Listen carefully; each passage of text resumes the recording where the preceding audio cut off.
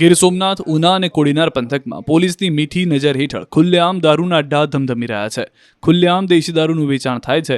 આવું અમે નથી કહી રહ્યા, પણ ઉનાના પૂર્વ ધારાસભ્ય પુંજા વંશીએ સણસણતા આક્ષેપો પોલીસ પર કર્યા છે.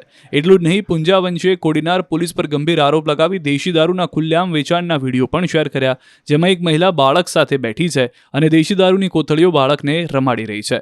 આ વિડીયો વાયરલ થતાં જ ખળભળાટ મચી ગયો. પુંજા વંશ આક્ષેપ કર્યો કે બુટલેગરો અને પોલીસની મિલીભગત છે. હપ્તા ચાલતા હોવાથી કામગીરી થતી નથી. બીજી તરફ કોડીનાર પીઆઈએ તમામ આરોપોનું ખંડન કર્યું. પોલીસે સ્પષ્ટતા કરી કે ચાલુ વર્ષે કોડીનાર પોલીસે પ્રોહિબિશનના 838 કેસ કર્યા, જ્યારે 8 બુટલેગરોને પાસા હેઠળ ધકેલ્યા, જ્યારે 22 બુટલેગરોને તડીપાર કરાયા છે.